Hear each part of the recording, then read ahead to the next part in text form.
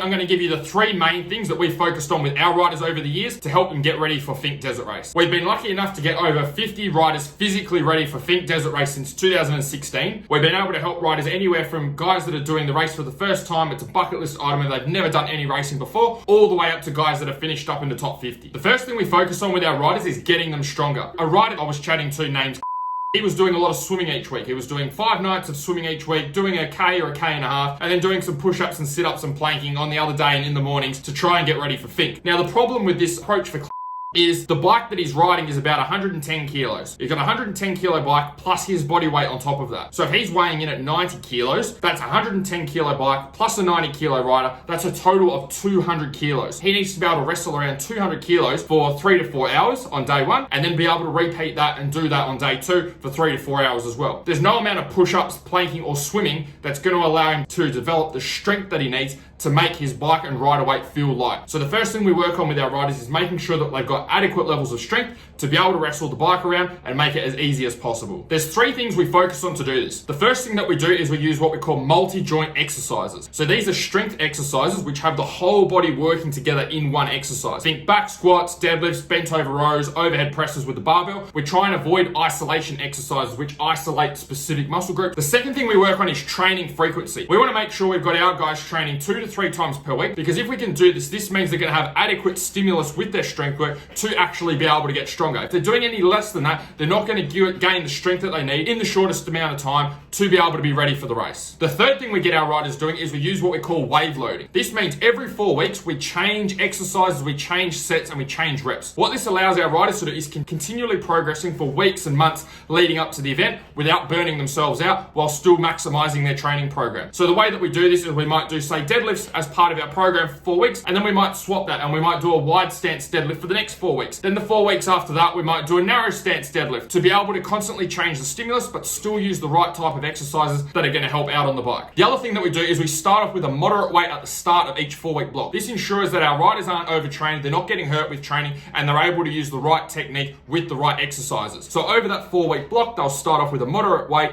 and slowly increase over those 4 weeks. Once they get to the next 4-week block, they then reset their weight, come back to a medium weight, and start to build again for the next 4 weeks. So 3 common mistakes that I see with riders when we first chat to them. The first thing that comes up is a lot of them plan to do steady state cardio. Okay, in their mind, they're thinking, I've got this race which is 3 to 4 hours long. I need to do it for 2 days. So if I can train and do like an hour on the cycling bike or an hour of swimming or an hour of rowing and do that a few times a week, that's going to be great and transfer over and be able to help me with our riding. The main thing that they miss though is they miss the strength element. Okay, the bike that you're riding is 100, might be 100 and 110 kilos. Plus you've got your rider weight on top of that. So for our guys, if they're wrestling around 200 kilos in total for 3 hours, there's no amount of cycling, there's no amount of swimming, there's no amount of any cardio that they can do that's going to build the strength that they need for the bike. What they need to be working on is getting themselves stronger, because what we found is when we get them stronger, it makes the bike feel lighter for them. When the bike feels a lot lighter for them, they use a lot less energy when they go and race. The second thing we find with our riders when we first chat to them is that they're usually inconsistent with their training. Some weeks they'll be good and they'll be on, some weeks they'll be off, sometimes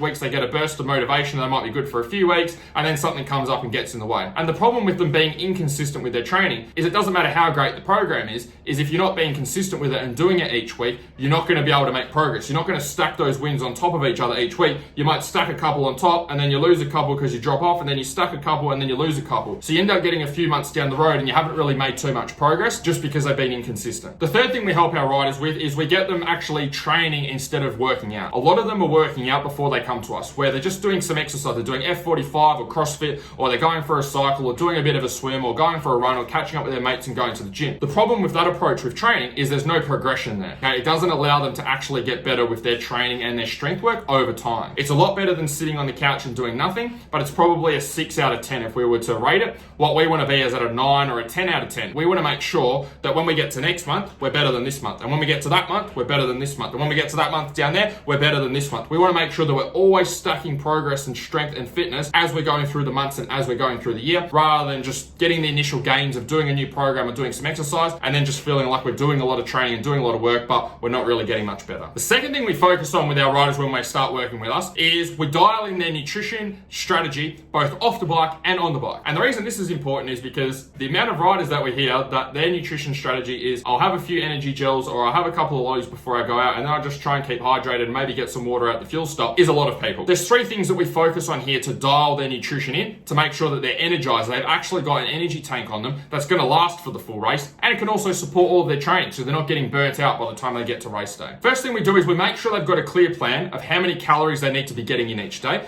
to make sure that they can either lose weight or gain weight if they need to, but also make sure they've got enough energy going to support their riding and support their training. So when they have a clear plan, they know exactly what they need to do, they know exactly how much food to get in, they know exactly what types of foods to be able to get in so that they can perform at their best. As a breakdown for you guys that you can use, we want to be getting proteins, fats, and carbs in for each meal. So you could have like a piece of steak, some mashed potato, and a little bit of avocado, and that would be a great meal to be able to use. Once we've got that dialed in, then we can start to dial in the riding day nutrition with. So two of the main things that we work on that you guys can use, half an hour before they go and ride, we want to make sure that they're getting in some simple carbs. So they can use something like a carb gel, which is great, which a lot of you guys will be familiar with already. Then what we want to do, which is really important, is for every hour of riding, we want to make sure we're getting some more simple carbs in because that's our main fuel source when we're out riding. So we get our guys using either like a Powerade or Gatorade, which they put in their Camelback and use. One 600ml bottle of Powerade or Gatorade is about 35 grams of carbs. So you can have one of them every hour. Or you can use a carb gel. If it's got about 35 grams of carbs in it,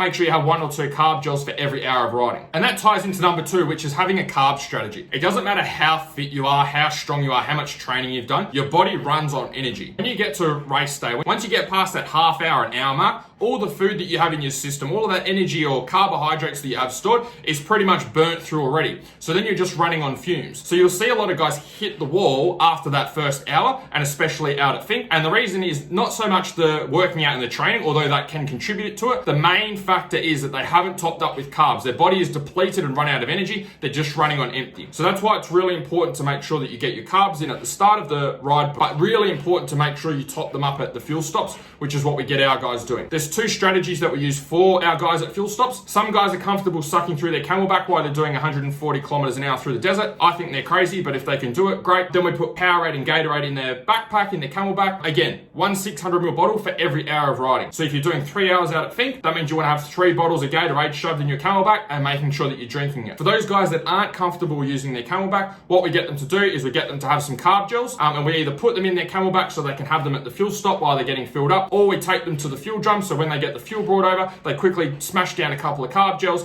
and they're ready to go for the rest of the race. Third thing we do to help their riders with their nutrition is we just get them really organized. Okay, we give them like very clear plans of like these are the things you need to eat. This is the stuff that's going to be accessible out in the middle of nowhere. These are some carb gels that you can use. Okay, this is the type of Powerade or Gatorade that you can use. These are the types of foods that we want to be eating during the week. Here's what you eat the night before. You just want to be organized. Now, there's different strategies. People have different ways of doing things, but the main thing that we help our riders with is getting organized, because when they're organized, they're less stressed. When they're less stressed, they're going to perform better, but they're also going to make sure that they get the right stuff in to perform at their best rather than just winging it and seeing how they go. 3 common mistakes I see with the food side. First thing is they've just got no plan. Okay, during the week it's like, oh, I'll just eat healthy. Okay, and that means different things for different people. The other thing that I'll see people do is they'll have no plan when they go and ride. Again, it's like they'll just rock up, have some food, whatever's in the pack, they'll buy some stuff from Woolies the night before, and then they get out there and they ride and they just see how they feel, and then day 2 is really struggle street, because that's when all of the things that you've missed on day 1 catch up to you and you've really got to grind through for day 2. Second thing I see that comes up is riders just don't have an energy strategy, a carbohydrate strategy. And this really kills a lot of riders, because you can have a great rider who has great speed. They spent money on pre-running and getting out to the race and doing other big races and training and doing the workouts and doing all the right stuff in the lead up. And then they get to the race and they just like hit the wall, especially on day 2 after you cooked after day 1. That's why the carbs are really important, especially on day 1, because that's going to make sure you've got heaps of energy to use on day 1. If you've got heaps of energy to use on day 1, means you're going to be a lot fresher on day 2. Whereas a lot of guys, they don't do very well on day 1 and they try and grind through. They wake up the next day and they feel like shit before day 2's even started. The third thing kind of ties in with point 1, which is just being unorganized. Rocking up, not knowing what you're going to eat, not knowing when you're going to have carb gels, not getting carb gels or Powerades organized, not having your Camelback organized. It's just the more organized you can get, the less stressed you're going to be when it comes to this stuff. Whereas if you leave it to the last minute when you're out at the track, then you're probably going to be a little bit more anxious about it. You're probably going to miss stuff. You're not going to feel the best when you go and ride. The third thing to focus on overall is actually bike time. So I had one of our riders the other day asked me if it was okay if he did like some hard enduro stuff, because where he lives out in Queensland, he doesn't have access to like fast or, big areas of desert riding where he can go riding for at 120, 30, 40 kilometers an hour. So this was my answer to him. The first thing I said is that we want to be riding as frequently as possible. Okay, a lot of you aren't going to be factory riders. The guys we work with aren't factory riders. They have jobs and families and things that they need to do during the week. It's not all training and riding. Training's a hobby or a passion or something they enjoy doing, but there's something else they have to do during the week that allows them to go riding and racing in the first place. So the first thing that I recommended to him is just to ride as frequently as possible. If that means you can ramp it up a little bit and go every week, great. Or if you can go twice a week, awesome. If that means for you work FIFO or work away and can only get out every couple of weeks, that's great. But as long as you work on getting as much bike time as you can and you're not just doing no riding for the lead up and then rocking up on race day and getting out there on the bike. The second thing I said to him is just to prioritize longer rides over short rides. So for him, he was doing like more recreational rides, like going riding with mates, doing rides for say half an hour or an hour. And the problem with that is that if he's riding for 3 or 4 hours on race day for 2 days, his body's just not going to be used to it. It's like any other sport. Like if you're training for a marathon, you need to be doing long distance runs. You can't be going to the park and doing 100-meter sprints and expect to be able to race the marathon. Logistically, it just comes into what you can do, but if you can prioritize doing longer rides in the 3 to 4 hour duration, that's going to be much more helpful than doing, say, half an hour rides down at your local motocross track. The third thing I recommended to him was trying to find riding conditions that are as close to Finke as possible. So for him, and for a lot of people, it's not easy to ride in those types of conditions unless you live in Alice Springs or go there and do pre-running.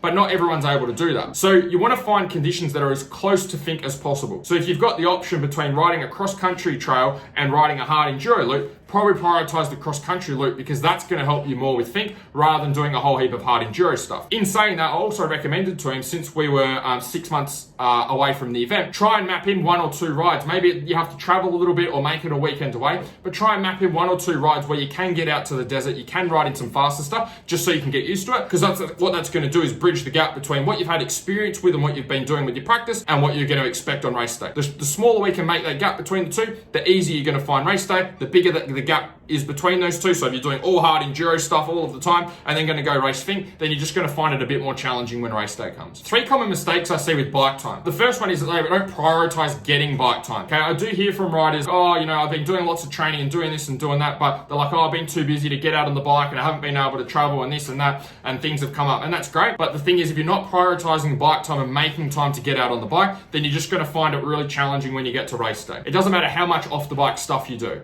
Okay, it doesn't matter how many gym sessions, how many workouts you do. If you don't do any bike time for 6 months and then you try and get out on the bike on race day, you're just going to feel out of your comfort zone. You're going to feel uncomfortable. You're going to be tight. You're going to get arm pumped, and it's not going to give you the best opportunity to do well on race day. The second thing that I see that pops up is riders doing casual rides rather than high intensity rides. So when you're at Finke, you're in a racing environment, a competitive environment. You're not stopping over and chatting with your mates. You're riding as fast as you can, trying to get the best time or position you can, or trying to get within the time cap so you can get your spike. So the problem is, if you do a lot of casual rides with mates, ride slowly, ride at 50% of your normal ability, you pull over lots to be able to catch up and have a break and have a chat and then get going again, what you're going to find is that's not going to transfer as best it can over to your riding and racing, because one's a casual riding environment and the other one's an intense riding environment. So one of the best things I feel like they've done for Finke is introducing the rule where you have to have done some bigger races. I think this is great because it's going to stop a lot of injuries, but more importantly, it's going to make sure you're as prepared as you can be for one of the biggest desert races in Australia. The third thing I see is riders are just not prepared for the fast conditions. As I said in point 1, like, it is hard to be able to find conditions to be able to ride in that replicate Finke outside of actually getting to Finke and doing some pre-running or living out in Alice Springs. But one of the hardest things that I hear for a lot of riders is adjusting to the speed. When you're riding 120, 30 kilometers an hour through the middle of the desert on terrain that you probably haven't ridden before or aren't too familiar with, it can be very hard to adjust to and adapt to. Okay, it can be quite scary